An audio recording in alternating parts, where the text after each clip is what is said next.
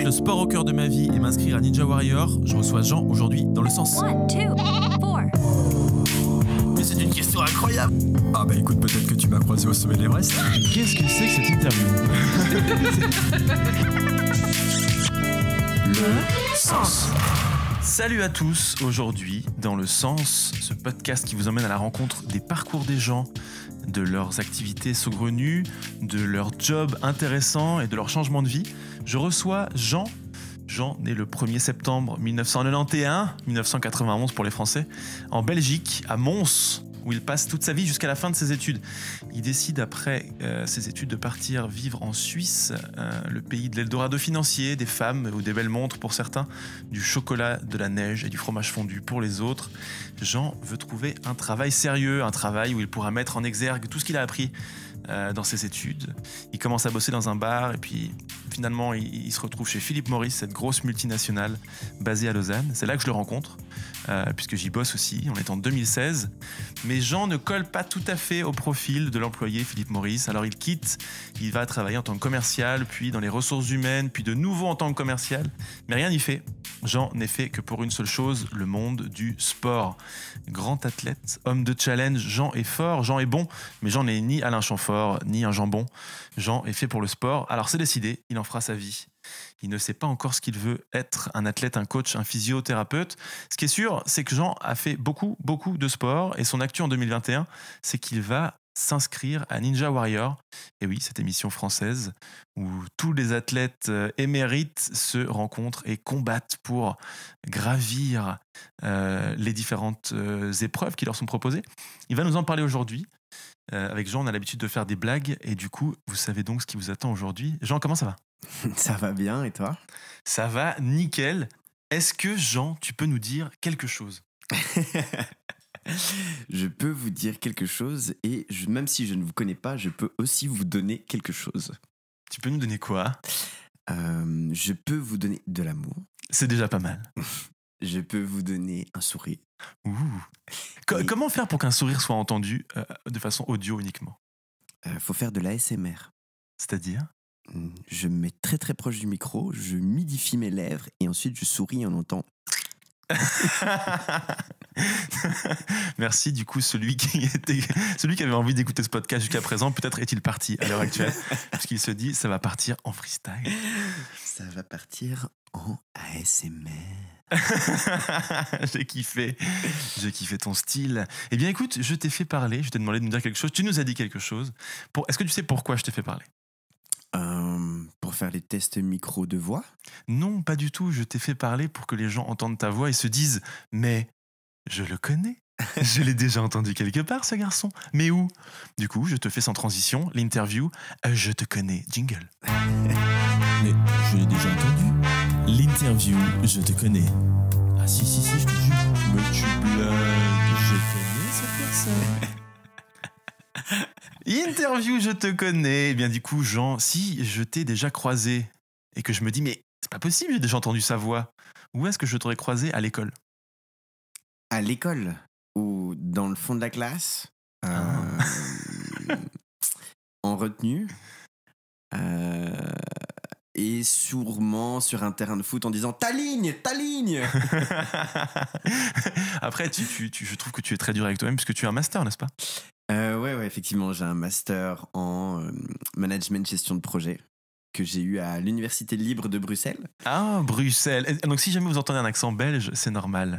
Il dit épuis au lieu de dire épuis. Et je dis la cuisine aussi. Et la puissance. Ouais, mais ça, c'est la vraie façon de le dire. All right. Non, mais ouais, non. Jean a passé donc du coup beaucoup de temps à côté du radiateur puisqu'il a été jusqu'au master. Mais si je t'ai croisé au travail, où est-ce que j'ai pu te croiser? Puisque tu as eu plein de travaux différents. Alors, en tant que commercial, j'étais quand même pas mal sur le terrain. Donc, franchement, ça peut être un peu partout. Sûrement dans ma voiture. J'ai passé beaucoup de temps dans ma voiture. Et au travail, je suis quand même quelqu'un d'assez naturel. Donc, un peu partout, je discute avec tout le monde. Il n'y a pas d'endroit spécifique, je pense. Ok, tu es un homme ouvert à toute forme d'opportunité et toute forme de rencontre, n'est-ce pas? Oui. Ok, je continue avec mes questions. Si je t'ai croisé quand tu t'entraînes puisqu'aujourd'hui on va parler de sport. Ouf. Je t'ai croisé où? Ou alors là, dans encore pas assez d'endroits, je pense. Mais tu as dû me croiser déjà dans un fitness, sur un terrain de tennis, sur un terrain de squash, de foot, dans une salle d'escalade, en montagne, sur les pistes de ski, sur l'océan, dans un avion. Ah ouais, tu t'entraînes dans un avion? Avec les pouces, tu fais du hip-hop avec tes doigts, là, comme ils font dans les vidéos. Sur la petite table où on met ton jus d'orange à côté, il faut pas que le jus d'orange tombe. C'est à peu près ça, c'est un jeu de réflexe. Non, mais comme j'ai sauté une fois en parachute et on devait faire 2-3 petits entraînements avant, donc c'était plus dans un hangar, effectivement, où il y a l'avion, mais à ces endroits-là. Et tu faisais des squats avec ton harnachement, ton harnachage, ton harnais. Oui, je faisais des squats qui ressemblaient plus à des prières pour que ma vie reste sauve, mais... Ok, mais tu es toujours en vie, n'est-ce pas, puisque je te vois en face de moi. Tu n'es pas un hologramme, rassure-moi.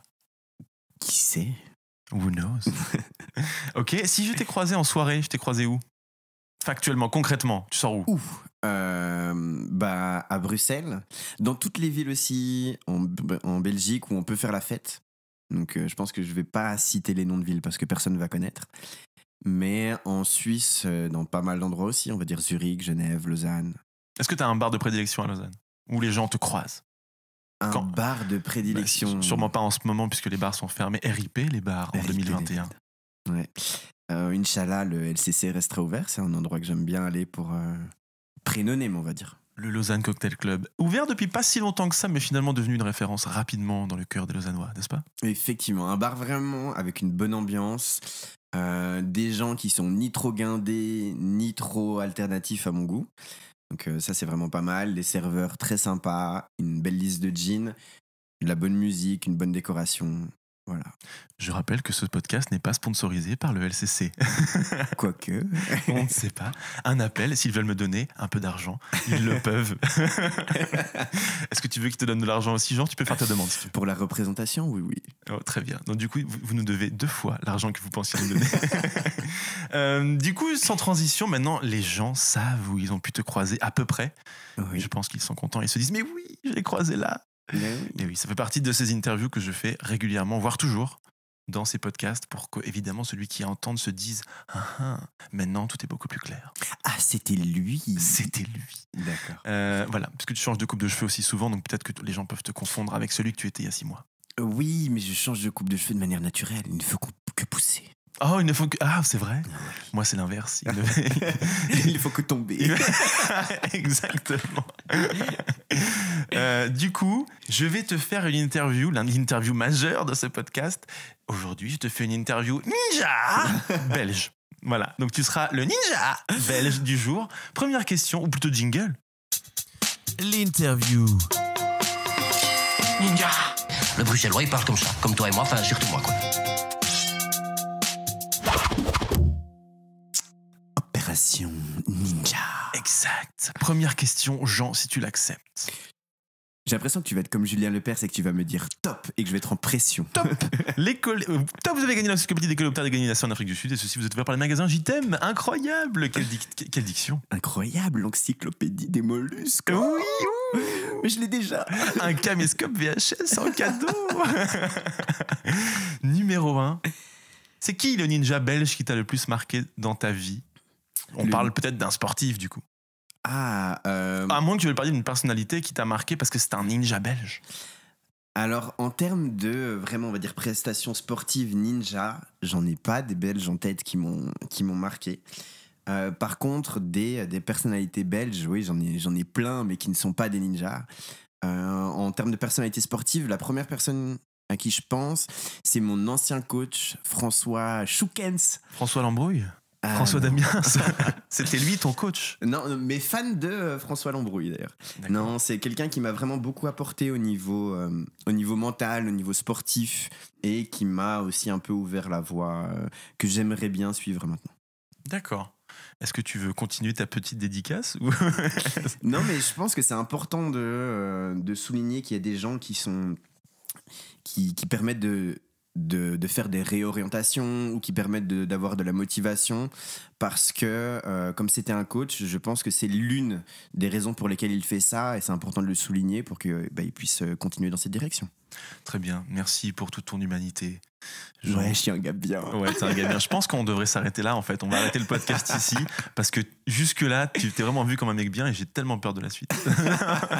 Non, question numéro 2. Comme tu vis en Suisse, est-ce qu'il y a un ninja suisse qui te marque? Quelqu'un que t'as vu? Quelqu'un que t'as entendu? Quelqu'un que t'as rencontré? Alors, honnêtement, non. Dans le monde des ninjas, il y a vraiment 2 personnes qui m'ont marqué, qui sont des candidats phares de l'émission, donc c'est pas très nouveau. C'est Jean Tesnas du Moncel et Charles Poujade, pour vraiment des raisons tout à fait différentes, mais je pense que les 2 sont des athlètes aboutis qui méritent la peine de découvrir. Très bien, nous en parlerons un peu plus tard quand on parlera effectivement de l'émission Ninja Warrior à laquelle tu t'es inscrit récemment. Opération Ninja. Et d'ailleurs, merci pour ton aide. Ah, il fait des remerciements publics. C'est un chic type ce gars. Qu'est-ce que tu fais avec le micro, Jean? Écoute, j'essaie de trouver une position adéquate. Oui, parce que alors pour information, Jean a cherché à être dans une position la plus confortable possible.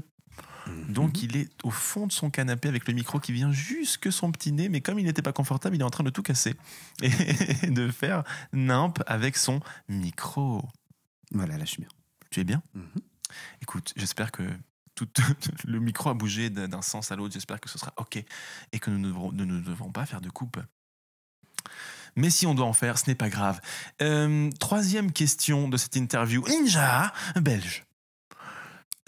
C'est quoi dans ta vie, c'est quoi pour toi être un ninja de la vie? C'est-à-dire quelqu'un qui te fait rêver, qu'est-ce qu'il a comme valeur? Est-ce qu'il est discipliné ou pas? C'est quoi être un ninja pour toi?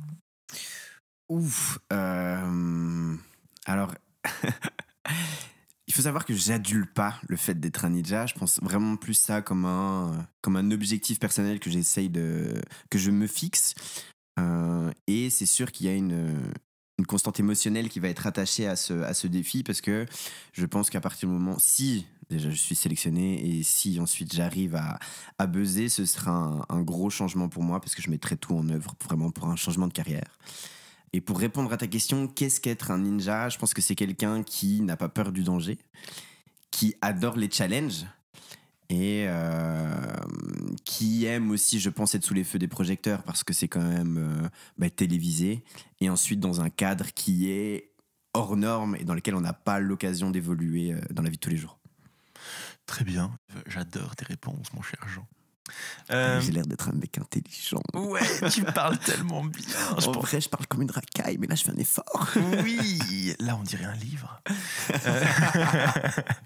Alors du coup, 4e question. Après toutes ces expériences de job commercial, de bureau, de ressources humaines, tu veux faire de ta vie du sport. Tu le savais déjà, tu t'en es encore plus sûr aujourd'hui, mais qu'est-ce que ça veut dire?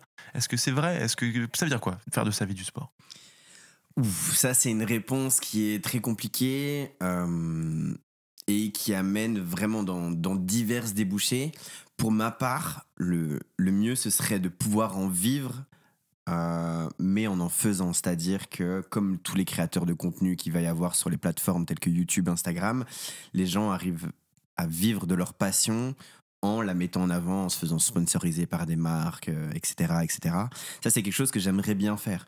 Cependant, ce côté mise en avant, me filmer, faire des démonstrations, c'est pas quelque chose qui, moi, m'intéresse. Je suis vraiment plus intéressé par la mécanique qu'il va y avoir derrière chaque sport, derrière la performance qu'il peut y avoir.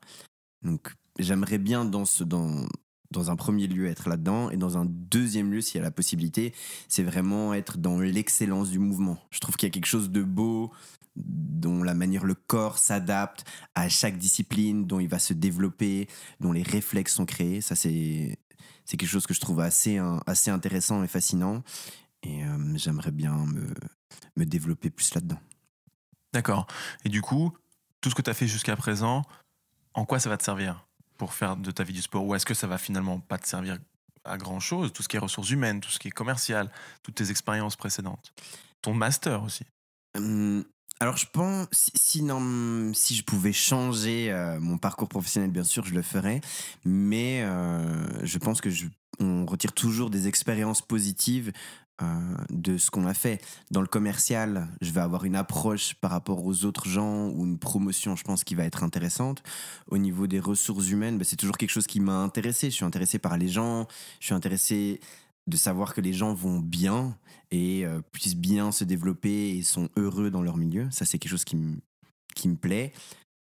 Ces approches-là peuvent être, on va dire, retransmises dans tout ce qui va être créateur de contenu, voir vraiment quels vont être leurs intérêts, pouvoir faire la promotion, la mise en avant, etc. Cependant, si j'avais l'occasion de changer, je ne ferais pas du tout ça. Ok. T'aurais fait quoi? T'aurais fait quoi depuis le jour 1 du début de tes études, finalement? Déjà, j'aurais pas fait les mêmes études, Ok. bien sûr. Et je me serais réorienté.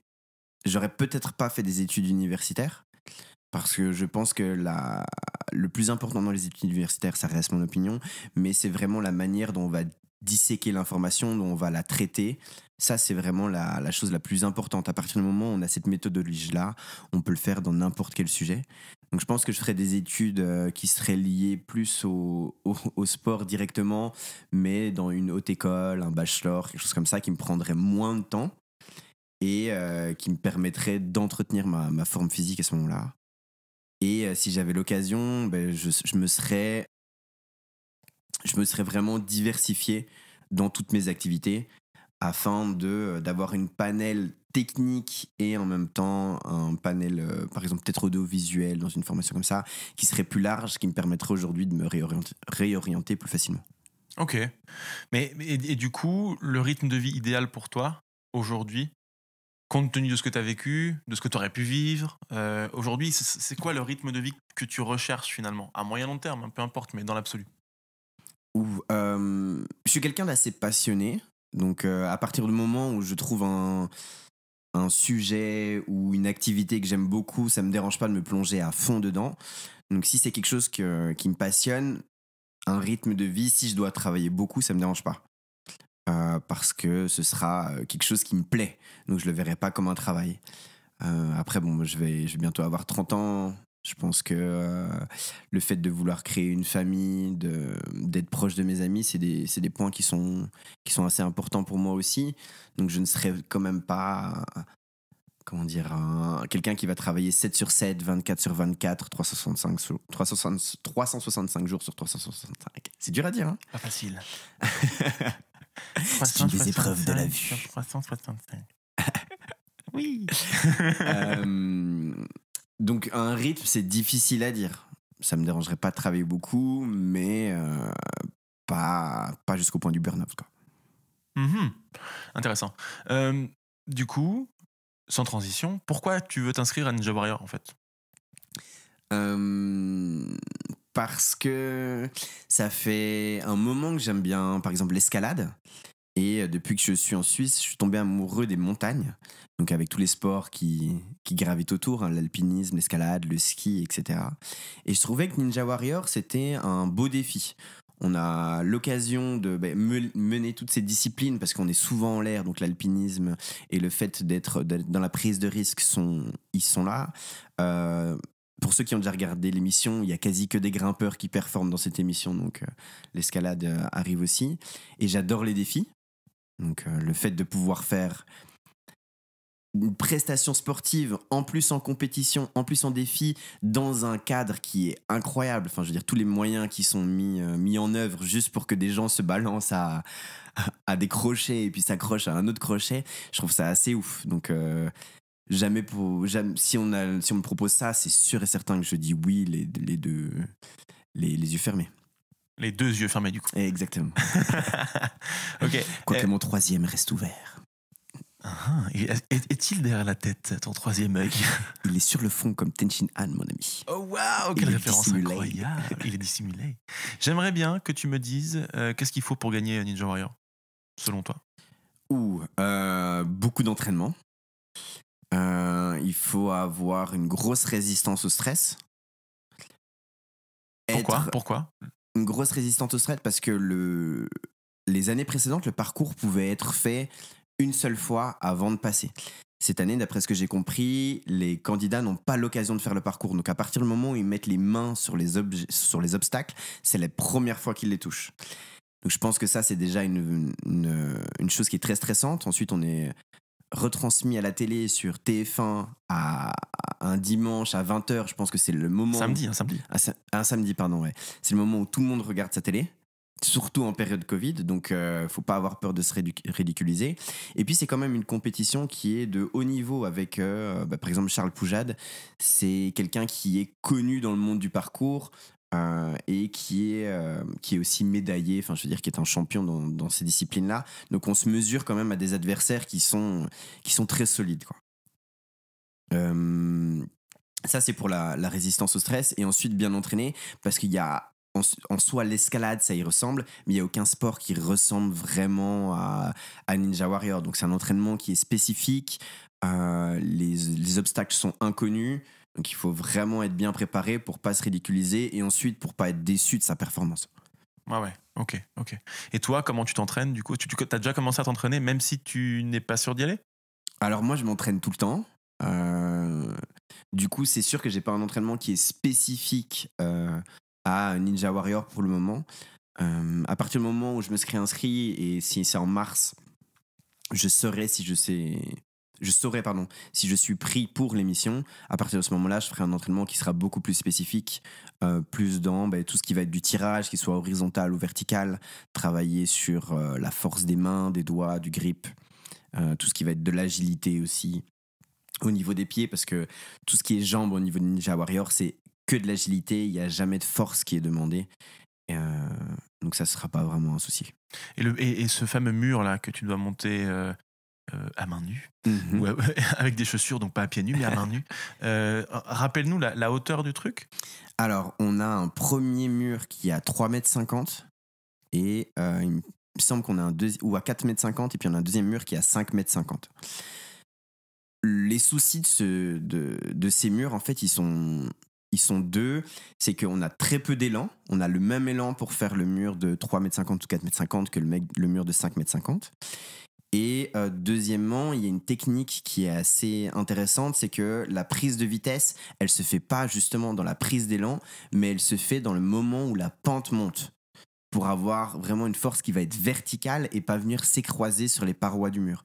Ceux qui le ratent, celui de 5,50 m, on voit qu'en fait, leur corps vient s'écraser sur la plaque avant de vraiment aller toucher le rebord. Tandis que si on analyse vraiment bien, la plaque, elle est plus loin par rapport à la prise d'élan que le rebord. Le rebord est un peu incurvé. Donc c'est vraiment une poussée vers le haut qu'il faut faire et pas un sprint vers l'avant. D'accord, merci pour ce détail technique incroyable. Du coup, tu vas donner envie à plein de gens d'aller tenter ce mur incroyable. Mais il y a des murs de ce genre qui sont dans les parcours un peu partout, en France, en Belgique, en Suisse. Effectivement. Alors, je connais pas tous les endroits où il y a des clubs de Ninja Warrior, mais je sais qu'en Suisse, il y en a un à Chavornay. D'ailleurs, on avait été les deux, où il y a moyen de s'entraîner. Après, ça reste à plus petite échelle comparé à l'émission et à vraiment un moindre niveau. Quand on voit les obstacles là, qu'ils passent, les gars sont d'une solidité incroyable. Big up, les gros gars, respect. Et les filles aussi. Hein. Gros respect, big up à tous les mecs qui ont tenté Ninja Warrior. J'aimerais bien savoir, qu'est-ce que ça peut t'apporter non, attends. Est-ce que tu as une chance d'y arriver? Est-ce que j'ai une chance de gagner? Ouais. Non. Ok. Non. Pourquoi? Parce que déjà, ce sera la première année que je vais le faire. Même si il y en a qui ont prouvé que la première année, on pouvait faire des très bons résultats. Mais ceux qui font des très bons résultats sont que des jeunes qui ont entre 18 et 20 ans. Donc, ils ont des caractéristiques qui sont assez simples à comprendre. C'est que ils récupèrent mieux, ils sont plus toniques, plus dynamiques et un peu moins de peur, je pense. Et puis moi je suis pas de cet âge-là, hein, moi je vais faire 30 ans. Et la deuxième raison, c'est que ceux qui gagnent et ceux qui vont en finale sont des gens qui sont super entraînés, qui s'entraînent que pour ça, enfin pas que pour ça, mais grandement pour ça à l'année, qui ont déjà des métiers ou des sports de prédilection qui correspondent à ça. Et chaque année, ils font des finales. Donc ils ont déjà de l'expérience aussi par rapport aux obstacles que moi j'ai pas. Le but premier là, c'est vraiment d'aller buzzer. C'est vraiment d'aller buzzer en demi-finale et tout le reste sera du bonus. D'accord. Et du coup, qu'est-ce que ça peut t'apporter de buzzer et d'aller de passer la demi-finale, d'arriver en finale? C'est quoi, en fait, qu'est-ce que ça peut t'apporter de cette expérience dans son ensemble? Plusieurs choses. J'adore la compétition. Honnêtement, j'adore ça. C'est quelque chose, je pense, dans lequel je suis assez bon parce que dès qu'il y a de la compétition, comment dire, je me sublime. Donc ça, c'est vraiment quelque chose juste pour le plaisir de le faire. C'est une des premières raisons. Une autre raison, c'est que je me suis fixé comme objectif à moi-même de si j'arrive à buzzer, là, je mets vraiment tout en œuvre pour vivre du sport, pour vraiment en développer une activité professionnelle, même si c'est me mettre en avant, même si c'est des choses qui me plaisent un peu moins, ça me permettra, ce sera la contrainte de ma passion. Ça, c'est vraiment mon objectif. Mais parce qu'en fait, tu n'aimes pas forcément ça, te mettre en avant et être. T'alimentes pas non plus tes comptes de réseaux sociaux, etc. Alors que tu pourrais, puisque finalement, tu fais beaucoup de sport, t'as une plastique plutôt cool parce que justement, t'es un grand sportif, t'as une bonne hygiène de vie et autres. Tu pourrais en faire finalement, tu pourrais mettre ça en avant et tu le fais pas. Pourquoi? C'est pas quelque chose que je recherche en fait. Je recherche vraiment comme je t'ai dit, la performance, le mouvement, la technique qu'il va y avoir derrière. Comme tu as pu voir par rapport au mur, j'ai fait pause sur la télé, j'ai regardé, je me suis renseigné sur internet. Enfin, c'est vraiment des choses, moi, qui me fascinent de me dire quelle va être la meilleure technique pour le faire. Après, le montrer aux autres, bah, s'ils veulent venir se mesurer à moi, avec grand plaisir. Ouh, gros défi. Ouh, le mec qui défie les gens et qui écoute et tout. Wow. Ouais, avec grand plaisir, mais pas pour me montrer, quoi. Vraiment juste pour le plaisir de me surpasser et d'aller au bout de moi. D'avoir ce challenge, cette confrontation, ce défi. Ça, ouais. Et puis c'est toujours, par exemple, j'ai jamais fait de compétition Ninja Warrior, donc tout sera nouveau, je serai vraiment super attentif à tout. C'est vraiment cette excitation générale, ce moment où tu te sublimes que je recherche, quoi. Parce qu'on le rappelle, mais tu as fait des compétitions de CrossFit pour le coup. C'est le CrossFit qui est ton sport un peu majeur depuis ces quelques dernières années, c'est ça? Oui, alors j'ai fait que des compétitions qui sont des compétitions locales. Honnêtement, je pense que j'ai pas le physique et les atouts génétiques pour être un grand crossfitter, et puis non plus, j'y mets pas à 100%. Là, les compétitions que j'ai le plus fait, c'est du tennis et du squash. Mais c'était il y a quelques années. Ouais, moi je trouve quand même que t'es un bon crossfitter. Il est solide, le mec en face de moi. Je ne me confronterai pas, même si je suis plus épais. Mais c'est pas exactement la même composition. C'est pas exactement la même Le composition. rapport poids-puissance, le rapport gras-muscle n'est pas le même.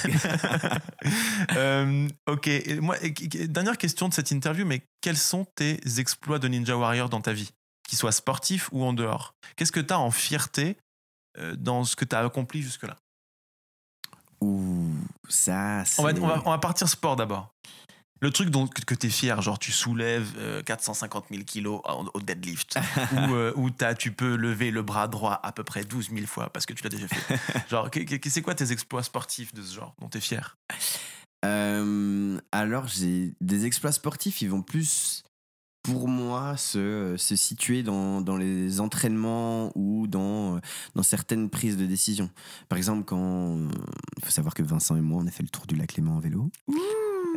On l'a même filmé, donc qui sait, un jour ça sortira sur le sens. Inch'Allah. Ça, c'est quelque chose dont je suis assez fier parce que c'était un défi, ça marquait mon envie de suivre justement mes défis un peu stupides que j'ai toujours envie de me mettre. Là, j'aimerais bien faire un demi-Ironman, alors que le seul truc que j'ai fait, c'est un triathlon sprint qui est assez court, donc c'est pas du tout les mêmes comment dire, distance, les mêmes efforts. Les mêmes efforts. C'est les efforts dont je suis le plus fier, c'est par exemple entraîner mon squat, entraîner mes jambes, ou faire des exercices qui je sais vont être bénéfiques pour moi, mais sur le moment c'est chiant. C'est chiant. Et ses yeux se ferment un peu au moment où il dit ça, genre on voit la peine sur son visage. Ouais. Je pense que Je pense que tout sportif est content quand il gagne une compétition. Bien sûr, quand tu gagnes un tournoi de tennis, un tournoi de squash, t'es super content de toi. Mais tu repenses aux 50 heures que t'as pris tout seul sur un terrain avec un seau et à servir et à dire ben voilà, maintenant je mets 2 boîtes de balles dans ce carré-là et je dois toucher les boîtes de balles parce que je sais que c'est là les points faibles de mes adversaires. Ça, c'est des choses dans lesquelles je pense on doit être fier parce que c'est vraiment de l'abnégation et de la réelle passion qu'il y a derrière.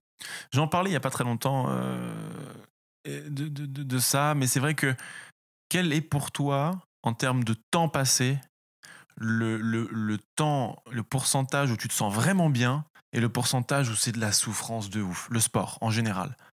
Dans la vie, combien de pourcents de galère par rapport au pourcentage de kiff? Écoute, si tu m'avais posé la question il y a 2 ans, je t'aurais dit très petit pourcentage de kiff pour gros pourcentage de galère. Maintenant, je dirais l'inverse. Là, je m'entraîne vraiment. C'est sûr pour m'améliorer, pour combler mes points faibles. Mais quand je suis dans un entraînement où je suis en train de chier ma race, que ça fait 35 minutes, je suis en sueur, en train de soulever des haltères, et je suis en train de me dire mais pourquoi tu soulèves cet haltère, c'est lourd, tout le monde s'en fout, ce que tu fais c'est de la merde, t'es en train de transpirer dessus, etc. Et je me rends compte à ce moment-là que en fait je le fais pour ce moment-là. J'aime bien me mettre dans des situations compliquées, j'aime bien me mettre où c'est difficile, où tout le monde s'en fout, mais il y a que moi qui me pousse avec moi-même, et j'ai beau avoir ce discours interne qui me dit arrête, ça sert à rien. Plus je me dis arrête, plus j'ai envie de continuer, moins j'ai envie d'arrêter. Donc honnêtement, il y a vraiment beaucoup de kiff et pas beaucoup de contraintes. Les contraintes, c'est plus dormir tôt, bien manger, essayer de pas trop boire d'alcool, etc., etc. Ça, c'est plus les grosses contraintes. Parce qu'on rappelle que t'es quand même un grand fêtard. On va pas dire non. Hein. Non, c'est clair. Mais c'est ce qui nous. On va dire que ce qui nous rejoint, toi et moi, c'est le sport et la fête et les blagues. Et les blagues. On fait beaucoup de blagues. Rire. Et le rire. Non, mais je pense que ça fait le socle d'une amitié. Mais ouais, j'ai essayé de me confronter un petit peu à toi à multiples reprises sur différents terrains. Et je me suis rendu compte qu'à entraînement égal, je perdais à chaque fois. Sauf peut-être sur le cours de tennis. Sur le cours de tennis, non, c'était sûr que t'es meilleur. Mais parce que j'ai accumulé beaucoup plus d'entraînements que toi sur la durée, au fil des dernières décennies. Donc c'est peut-être pour ça. Si tu t'étais entraîné autant que moi, je pense qu'il y aurait match. Voire je perds. Je sais pas, franchement, je sais pas, parce que le tennis, j'en ai vraiment beaucoup fait, beaucoup mangé. En peu de temps, avec beaucoup de pression, ça a été pas mal de changements psychologiques pour moi à ce moment-là, donc j'ai un peu envie de mettre ça de côté, mais effectivement si je m'entraîne vraiment sérieusement, je pense qu'on doit avoir un niveau plus ou moins séminaire, mais je serais pas du tout à dire je gagne. Par contre, si on se dit dans 6 mois on fait un match, je m'entraîne et intéressant. Et je te la mets. On devait. Moi, je cours pas mal, pour ceux qui ne le savent pas. Et du coup, l'année dernière, Jean m'a dit ok, je t'ai inscrit à un marathon ce matin. On va à Vilnius en Lituanie au mois de septembre, et puis on verra qui est le plus fort. Voilà l'état d'esprit du mec que j'ai en face de moi. C'est-à-dire que si tu fais du tennis, il va te dire on fait un match dans 6 mois et je vais te ken. Et là, je lui ai dit je cours, il m'a dit ok, je t'ai inscrit à un marathon. À cause du Covid, on n'a pas été, donc je ne donnerai pas le résultat puisqu'on ne s'est pas confronté. Et j'ai une petite goutte qui coule le long de mon front au moment où je dis ça. Non, c'est pas vrai. Du coup, cette interview est terminée. On passe à la suivante. Celle que tu kiffes, tu l'as déjà faite dans un autre contexte. L'interview Quickie Jingle. Ah, j'adore. L'interview Quickie. L'interview Quickie remixée en fonction de toi, évidemment, puisque l'interview Quickie, si elle était la même à chaque fois, elle n'aurait pas de saveur. Eh bien, je te pose sans attendre la première question. Est-ce que tu préfères avoir le corps d'un marathonien ou le corps de Dwayne Johnson, The Rock? Avec les capacités physiques qui vont avec de sportifs. Hein. Avec les capacités physiques de marathonien ou de Dwayne Johnson? Ouais, tu choisis un marathonien ou Dwayne Johnson? Le marathonien te fait faire l'Ironman. Le physique de Dwayne Johnson te fait soulever beaucoup de trucs vachement lourds. Bon, après, les marathoniens, ils sont souvent noirs. Et les noirs, ils nagent pas bien. Donc l'Ironman, c'est raté. Toi, vu la longueur de tes locks, je pense que c'est les locks qui vont faire que ça va te ralentir quand tu vas nager. Écoute, c'est vraiment difficile à dire parce que c'est vraiment 2 physiques que je recherche absolument pas. Bah, j'ai pris les extrêmes exprès pour t'ennuyer. Ouais, je suis plus quelqu'un qui va chercher la polyvalence que la spécificité vraiment. Mais je dirais Dwayne Johnson parce que il a le physique et puis il fait plus d'argent, donc il pourrait laisser la couler douce beaucoup plus vite qu'un marathonien, quoi. Tu penses que Dwayne Johnson gagne mieux sa vie que Gebre Selassie? Ah, c'est sûr. C'est sûr. J'ai sorti ce mot j'ai ouvert un tiroir et il y avait Haile Gebre Selassie dans ce tiroir et je pense que je ne le réutiliserai pas avant 2053. Voilà. Numéro 2, professionnel de curling ou de fléchette? Ah, fléchette. Ah oui. Ouais. Pourquoi? Fléchette parce que c'est un des sports que... Tu n'aimes pas frotter le sol? Je ne ferai pas de blague raciste, mais rappelle-toi que les Noirs ont pris leur indépendance. Loin de moi l'idée de penser ça, étant donné qu'il n'y a pas un professionnel de curling qui est noir, juste à ma connaissance. Ah, c'est vrai. Je pourrais être le premier.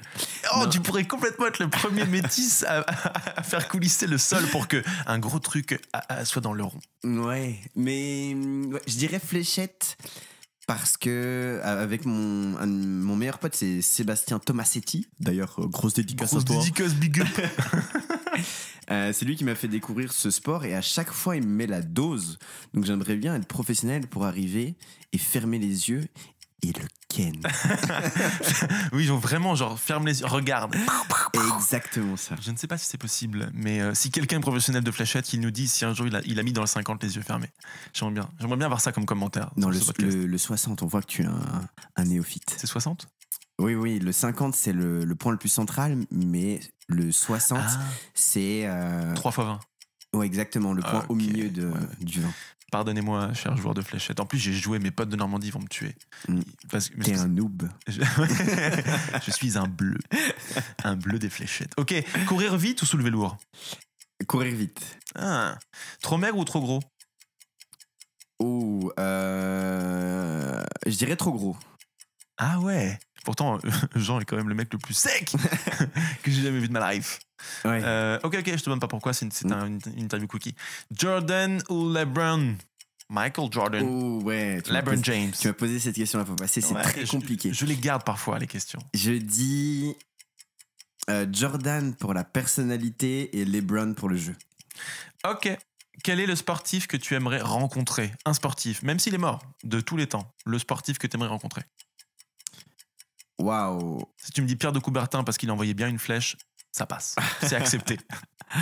Alors non, pas Pierre de Coubertin, le sportif que j'aimerais. Non, c'est pas Pierre de Coubertin qui envoyait bien des flèches, non, pas du tout. Pierre de Coubertin, c'est lui qui a créé les JO. Oui, non, je pensais à Guillaume Tell. Ah, waouh, toi t'es chaud. Ouais, du coup, Robin des Bois, ça compte. Robin des Bois est un sportif, apparemment. Ok, Arthur, le roi d'Angleterre, là, ça compte aussi, parce qu'il faisait de l'escrime en soi. Tu peux répondre à la question, s'il te plaît? Je dirais Marat Safin. Marat Safin, incroyable joueur de tennis des années 2000, début 2000. Russe, beau gosse qui envoie des bastos depuis le fond du terrain. Le revers, incroyable. Et puis il avait toujours plein de nanas autour de lui, ce mec. Ouais, il avait la classe. Hein, et il avait les mains, un peu à la Nadal, des pansements partout. Il avait tendance à saigner énormément des mains.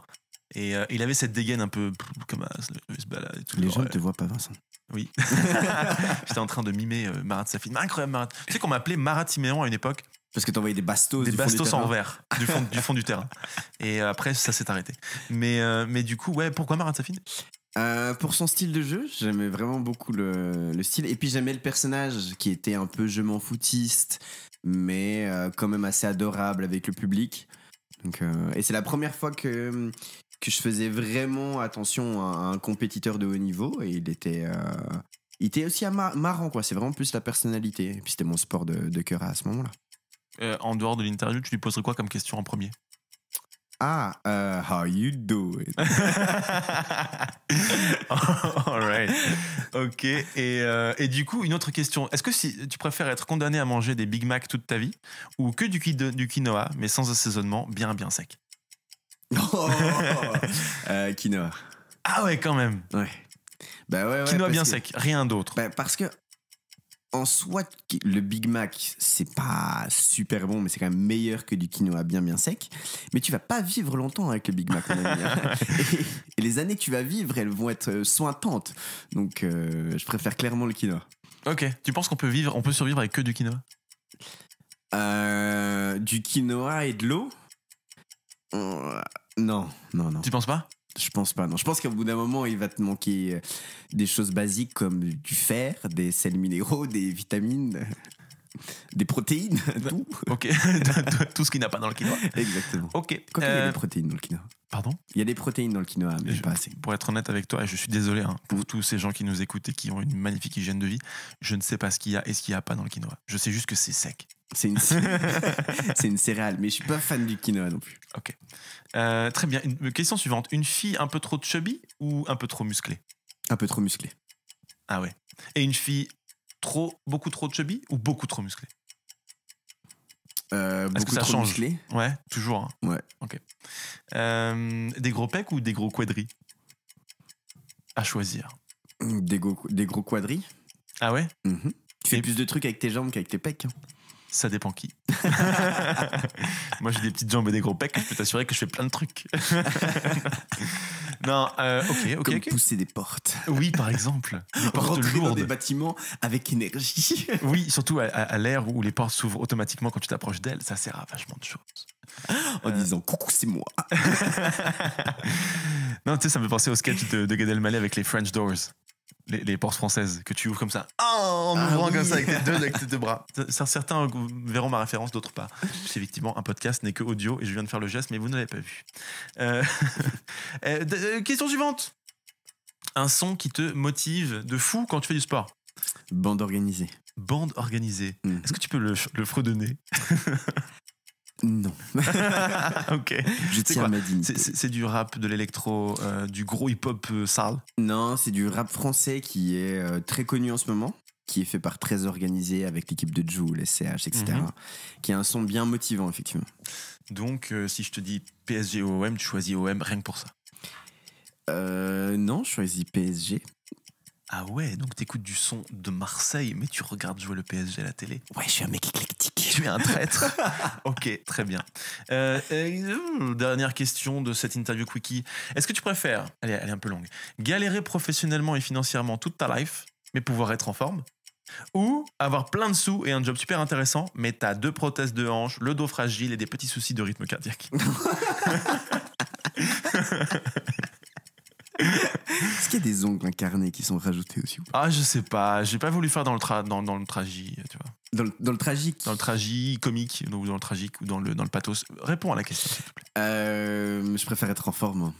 Donc, tu galères professionnellement, t'as pas de sous, tu bouffes du coup que du quinoa, mais tu peux être en forme.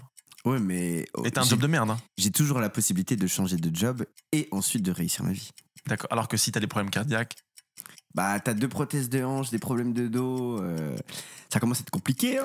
Ok, d'accord. Je pense que certains... Est-ce que tu penses que certains auraient répondu l'inverse? Ouais, Ouais, si je suis pas en méga santé, c'est pas grave tant que je suis du confort, que j'ai un rythme de vie sympa et que j'ai un gros chalet à la montagne.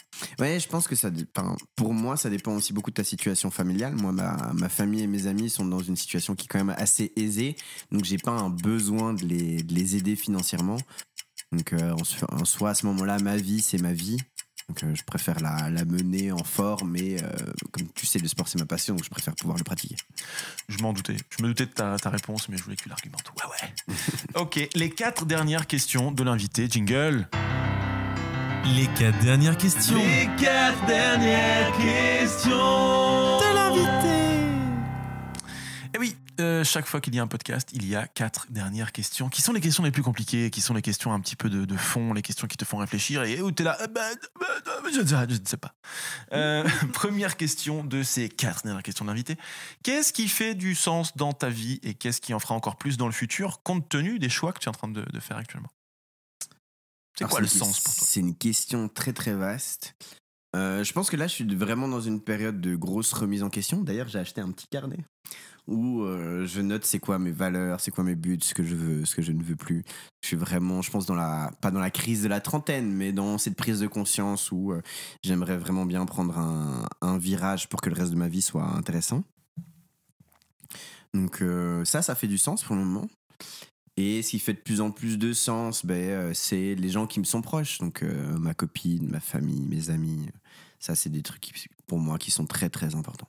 Tu veux recentrer là-dessus au maximum. C'est ça qui fait du sens. C'est qui t'entoure en fait. Oui, voilà, c'est ça. En fait, je me suis posé plusieurs questions. On va pas tous les énumérer, mais l'une des questions, c'est est-ce que si je réussissais professionnellement, mais que j'avais pas les gens qui m'aiment autour de moi pour pouvoir le partager, est-ce que ce serait aussi intéressant? Est-ce que ça me passionnerait autant? Et je pense pas. Tandis que si je réussis pas professionnellement, même si j'ai un niveau de vie modeste, mais que j'ai quand même des gens autour de moi qui m'aiment, une famille qui est heureuse, est-ce que je me sentirais mieux? Et je pense qu'à ce moment-là, je me sentirais mieux.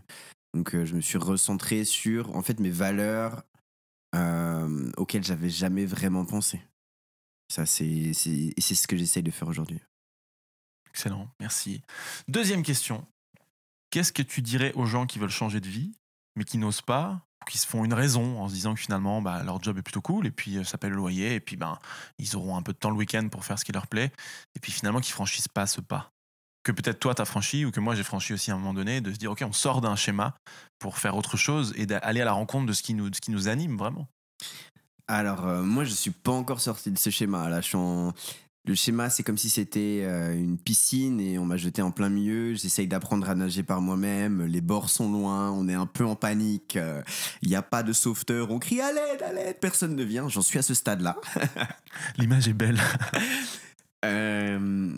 Mais c'est parce que c'est moi qui l'ai décidé. C'est moi qui me suis rendu compte que dans tous les cas, si je suis pas heureux professionnellement, et je vais continuer là-dedans. C'est un peu comme rester dans cette piscine où je crie à l'aide. Sauf qu'au lieu d'avoir une bouée, j'ai une frite et puis j'attends, quoi. Il n'y a pas de bord aux alentours. Je resterai sur ma frite et je resterai au milieu de cette piscine. Je pense chacun sa route, chacun le temps qu'il faut pour maturer les idées. Ça tombe, ça viendra pas. Ça tombe, ça viendra. Ça tombe, vous allez changer d'idée à un moment ou à un autre. Je pense qu'il faut faire en fonction du monde qui nous entoure et des contraintes qu'il y a, des valeurs qu'on a. C'est assez compliqué. Tu dirais qu'il faut respecter son timing et pas non plus se forcer si c'est pas le bon moment. C'est ça que tu es en train de dire? Oui, moi c'est quelque chose qui m'a longtemps retenu aussi, sans m'en rendre compte. C'est de me dire, en fait, j'ai plus l'occasion de faire du sport professionnellement, par exemple que ce soit dans le crossfit ou que ce soit par exemple dans du sprint ou dans des sports qui me correspondent le mieux. Donc du coup c'est trop tard, je peux pas vivre du sport. Mais en fait, chacun son moment. Il n'y a pas de trop tard. Il n'y a jamais de trop tard pour apprendre à rouler à vélo. Il n'y a jamais de trop tard pour que ce soit un truc plus spécifique, mais se mettre au jardinage. Il n'y a jamais de trop tard pour changer d'orientation professionnelle. Chacun son moment. Tout le monde mature au moment où il a envie ou au moment où ça doit se faire, où il a envie de le faire. Donc ça, il faut déjà s'enlever cette pression-là, je trouve. Et ensuite, si vous êtes motivé par quelqu'un, il vous dit ouais, moi je te verrais bien dans ça, et puis ça nous parle, ça nous motive, il faut que ce soit uniquement quelque chose qui va vous tirer de manière sporadique. Faut pas que ce soit votre leitmotiv qui y a derrière tout ça. Faut pas parce qu'un prof nous a dit t'arriveras jamais à rien dans la vie que on doit lui prouver le contraire là-dedans. Non, tout ce que vous faites dans votre vie, vous le faites pour vous, et quand vous avez une famille, vous le faites pour votre famille. Donc ça sert à rien à mon sens, d'avoir une motivation qui est en dehors de soi. Ouais, faut que ça vienne du plus profond de toi-même. C'est ça, ouais. Finalement. Et que ça colle à tes valeurs et pas aux valeurs de quelqu'un d'autre. Exactement, ouais. Ouais. Je pense que c'est une excellente réponse que tu as dit, parce que c'est vrai que je pense qu'on est souvent influencé par d'autres, comme tu dis, par des profs, mais par la société parfois aussi, qui nous impose de vivre comme ci, comme ça, de respecter de ci et ça, et selon la culture aussi dans laquelle on vit. Parce que par exemple en Suisse, on va peut-être moins aller dans la rue par exemple qu'en France, c'est un exemple bateau, mais il y a tout un pan culturel comme ça où effectivement la société nous oblige plus ou moins à faire des choses en fonction de là où on vit, en fonction de l'entourage qu'on a. Et ouais, je pense que si on faisait les choses plus en fonction de ce qu'on a au fond et ce qui nous fait vibrer, peut-être qu'on serait un peu plus épanoui et plus heureux, au nom de la société, je parle, bien entendu. Est-ce que c'est vrai ou non? Je sais pas, qu'est-ce que t'en penses? Oui, je pense que l'influence de la société, elle est quand même surtout dans les pays développés où en soi on a la chance de pouvoir faire ce qu'on veut, mais en même temps on a un cadre social qui est assez oppressant.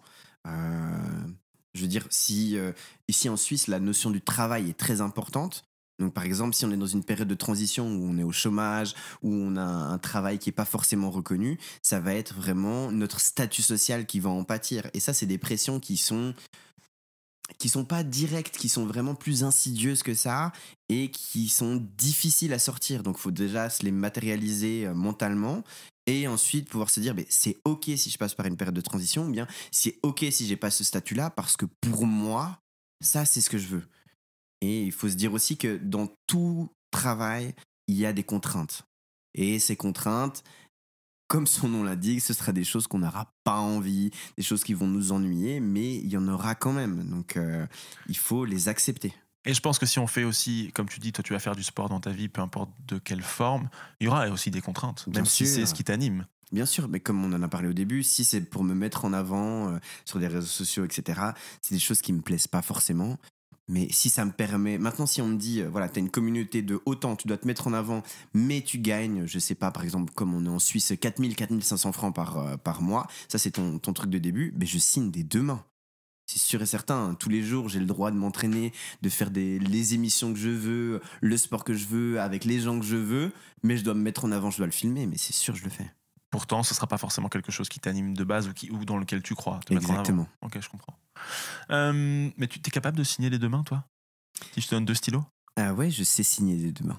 Toi, t'es un mec solide. Hein. Ouais, j'ai des secrets comme ça. Je regrette pas du tout de t'avoir invité parce que tu fais des trucs un petit peu uniques. Est-ce que tu penses que tu pourrais valoriser ça à Ninja Warrior? Genre, je peux faire cette épreuve en signant un papier de mes 2 mains en même temps. Est-ce qu'il te prendrait juste pour ça? S'il me donne 2 contrats, un pour cette année, un pour l'année prochaine, je les signe des 2 mains en même temps. Incroyable, merci. Dernière question. Non, pas dernière question. Il faut la 3e pour avoir une 4e. Ok. Quel est le sport le plus complet selon toi? Je parle complet, attention, complet physiquement, mais aussi un sport épanouissant, un sport qui remplirait un être humain le plus. Waouh. Pour moi, ce serait plus un sport individuel. D'accord. Parce que je pense que dans un sport individuel, le mental joue une partie énorme, voire 65, voire 70%. 70. Pardon. Je suis un néophyte.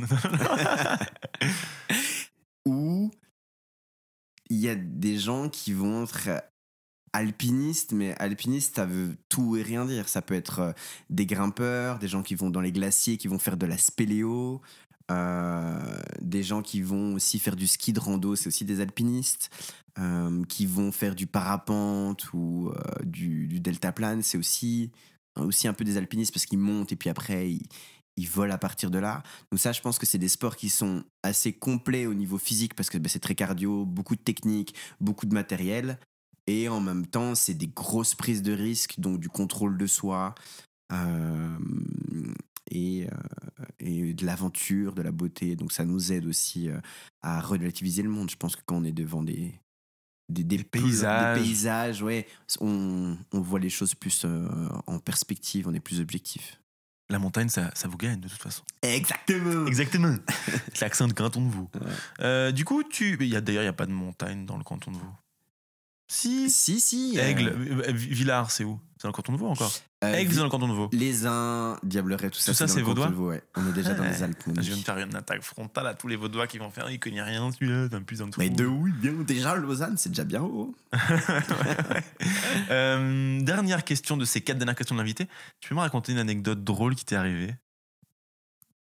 Une anecdote drôle qui me soit arrivée. Ça peut être lié au sport ou lié à ta vie ou lié à autre chose. Moi, je suis pas trop quelqu'un de marrant. Non, c'est vrai. Du coup, j'en ai pas. T'en as pas? Non. Je teste un peu ta capacité à trouver une vanne tout de suite. Une vanne tout de suite? J'en ai plein des vannes tout de suite. Ah ouais? Mais qui sont déjà pré-créées, quoi. Bon, ouais, c'est pas grave. Ok. Quel bruit fait un poussin géant? Je ne sais pas.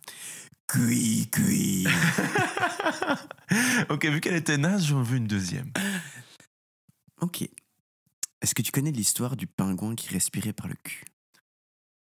Je crois que je connais cette histoire. Non, je ne connais pas cette histoire. Alors, c'est un pingouin, c'est un aventurier. Tu vois, il vit dans une famille où ils sont 7 ou 8. C'est le petit dernier. C'est vraiment difficile pour lui. Et donc, personne ne s'occupe vraiment de lui. C'est le petit dernier. Il part souvent à l'aventure. Donc, il marche, il découvre la banquise. C'est vraiment un aventurier pingouin, quoi. Pingu, on va l'appeler. Ok. Donc, Pingu se fait un copain aventurier. On l'appellera Pingu 2, l'aventurier. D'accord, il a un nom original. C'est aussi un néophyte. Et puis Et donc Pingu et Pingu 2, l'aventurier, se baladent, font vraiment une longue marche cette fois-ci pour aller voir l'autre côté de la banquise. Il y a souvent des phoques, ils sont très intéressés. Et à un moment, Pingu est fatigué et s'assoit. Oui. Et puis il meurt. Parce qu'il est respiré par les fesses. Exactement. Je trouve tes 2 vannes excellemment pourries. Il est probable que je les coupe au montage. Mais Pas de souci. ça veut dire que tu assumes qu'elles sont effectivement nazes. Oui. Ah oui. Ah, on m'a pas demandé des bonnes vannes. D'accord. Bon, bah écoute, si certains sont encore là et ont écouté tes vannes avec attention, eh bien, félicitations à eux. Tu sais qu'on finit toujours... non, tu ne le sais pas parce que je te l'ai pas dit, mais on finit ce podcast par la chanson de l'invité. Ah. Et c'est donc moi qui prends ma guitare ou un piano, souvent une guitare, et je compose une improvisation en fonction de ce que j'ai entendu pendant cette entrevue. Du coup, Cette interview était naze. Cette interview était naze. c'est un peu ça, mais plutôt pour donner l'envie aux gens d'écouter le prochain épisode. Cette interview était bien. Cette interview était bien. Voilà. Donc je te laisse écouter cette chanson. Et du coup, c'est parti. On va la faire. Attention, cette chanson est complètement loufoque.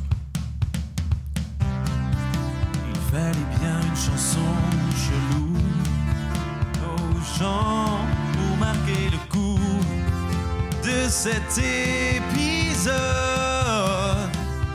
parce que c'est à la mode. Oh, tu t'es inscrit à Ninja Warrior, ça c'est du sport. Et quand tu te montras tout en haut de la pyramide des héros,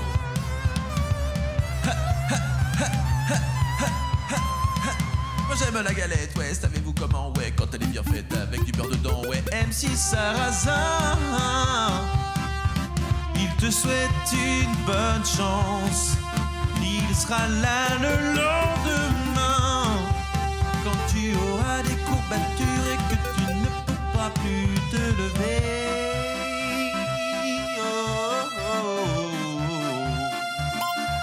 Parce que tu vas en Chine. Non, Pumba, pas devant les enfants, on ne doit pas dire de gros mots dans ce podcast. J'espère que la chanson vous a plu. Voilà pour cette chanson.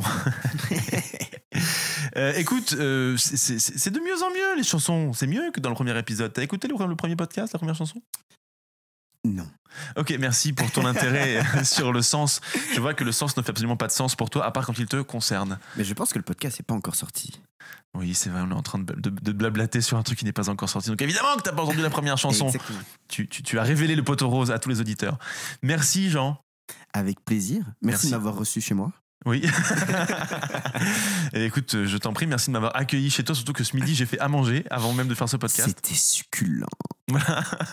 Merci pour cette entrevue. J'espère que tu vas avoir Ninja Warrior. J'espère que tu vas être en pole position et que tu vas pouvoir buzzer de fou. Qu'est-ce qu'on te souhaite pour cette année 2021 ? Alors, vous êtes prêts ? Beaucoup de chance, beaucoup d'argent, que tous mes défis se passent bien, que toute ma famille soit en bonne santé, que le coronavirus disparaisse de la surface à la Terre. Et voilà, c'est à peu près tout. Ok, on en restera là. Merci encore. À très vite. À bientôt dans le sens pour un prochain épisode. Ciao, ciao. Merci à toi d'avoir écouté cet épisode numéro 3 avec Jean. Je t'invite à partager, mettre des étoiles et commenter cet épisode. Et n'oublie surtout pas que si tu t'es réveillé ce matin, c'est que jusque-là, tu allais dans le bon sens. Sens.